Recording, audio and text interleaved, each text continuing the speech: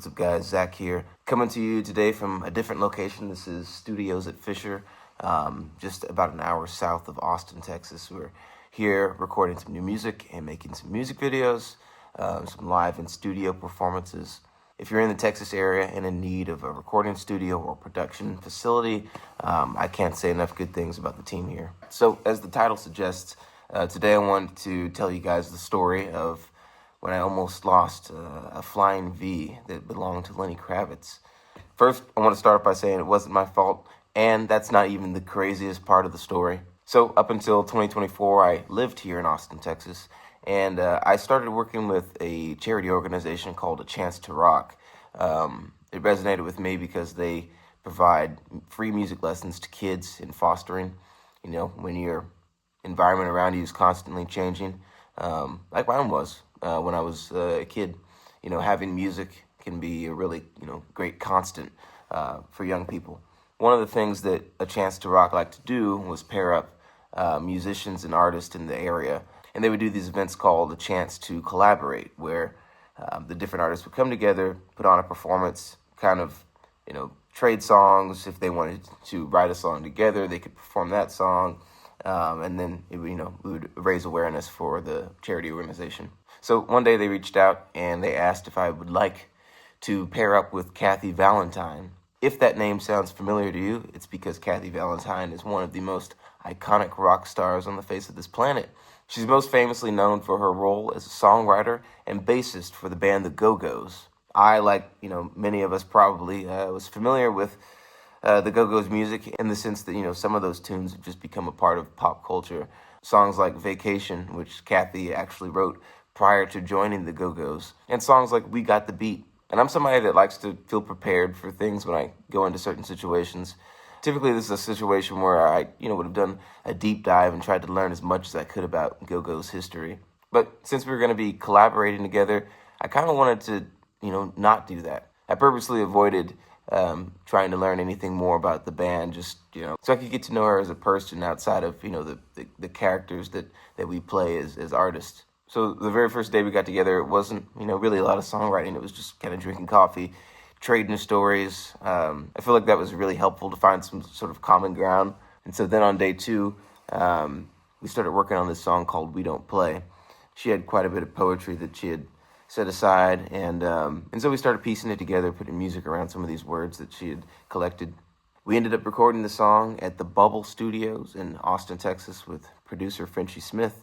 And we got Jake Weibel on drums for the session as well. We ended up having such a good time recording the song that, we thought, why don't we try to make a music video for it as well? So I reached out to a hotel in Austin that I'd done lots of events at over the years, and I asked to use their ballroom for the main performance shot of the video. When we were planning ideas for the set design and what outfits and what instruments we were going to use, Kathy pulled out this old black case and said, "There's something in here that I think you might want to use for the video." I opened it up and it was this really cool sparkling burgundy flying V.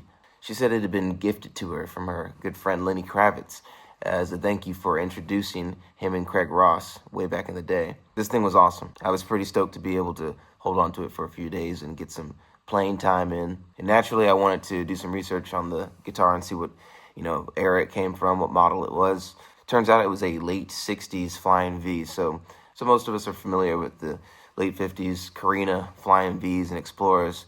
Well, once they stopped making those, there was a period where they weren't in production until the late 60s. And in the late 60s, they made just a couple hundred of these flying Vs, with only maybe a few dozen of these being in that sparkling burgundy color. There's also a video online with Joe Bonamassa giving a tour of his guitar collection where he pulls out one of these sparkling burgundy Vs, and he mentions that this is probably one of the rarest guitars in his collection, given that there are less of these made than even the Carina Vs. 67 sparkling burgundy flying V. That's a rarer guitar than a 58. 58, there's 100. There are 100. Yeah. So there's maybe 10 of these in the works.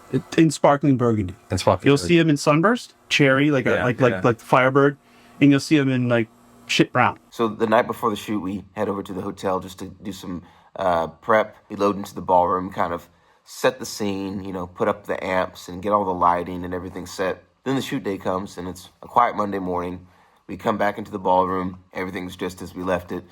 We start setting up, getting cameras ready. And the first scene involves me walking through the alley around the back side of the hotel. And I'm positioned as a busker, kind of on the corner. Then a few minutes later, Kathy comes walking past me as some sort of a mystical guide and directs me to go look behind a dumpster, where I then find this glowing Flying V. And upon my discovery of this guitar, I look up and she's gone. So over the course of the video, we're kind of both making our way through the hotels, and I'm trying to find this person.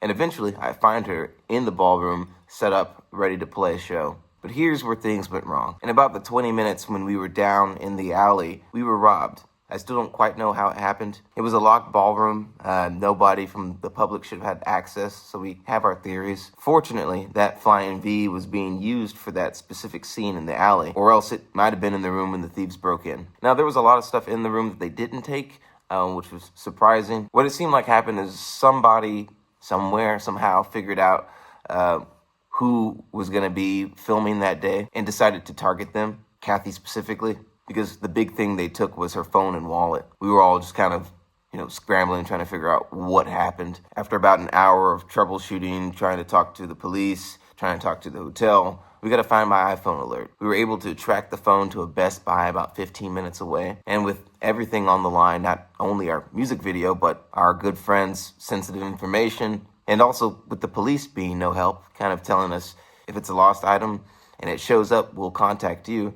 I made a split-second decision to just go retrieve it myself. And my brother and drummer Jake Weibel, caring about me enough, decided he wasn't going to let me go alone. So we hop in the van and we're speeding down the highway. I'm hoping that I can get stopped. Of all times, this is when I want a police officer to get involved, to follow me to the Best Buy so we can have some backup. And we passed an officer, actually. I was honking my horn, trying to get his attention, nothing. So we show up to Best Buy, enter into the store. I'm immediately scanning, trying to see if there's anybody that looks suspicious. And we decide to split up. Jake goes to the back of the store.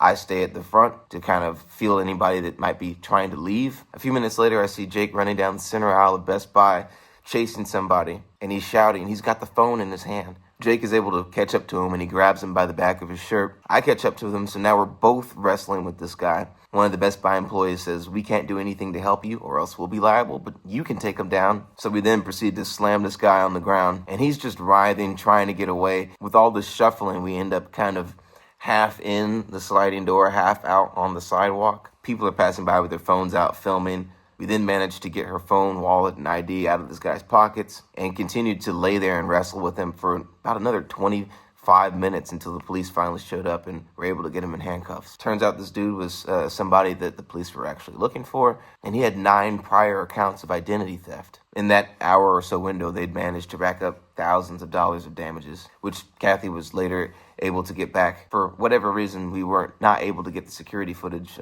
from Best Buy. The store said get it from the police said get it from Best Buy.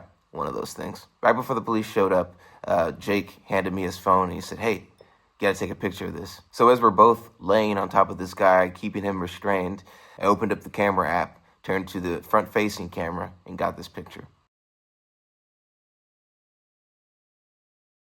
After this, entire odyssey, we ended up heading back to the hotel, informing everybody that we had retrieved the items, and we ended up finishing the music video. And I did not lose the Lenny Kravitz Flying V. If you want to check out that video, I got a link to it right here. Please check out my original music. It's over on the homepage of my channel. I've got a lot of new stuff coming out really soon. Like and subscribe, and as always, let's get loud.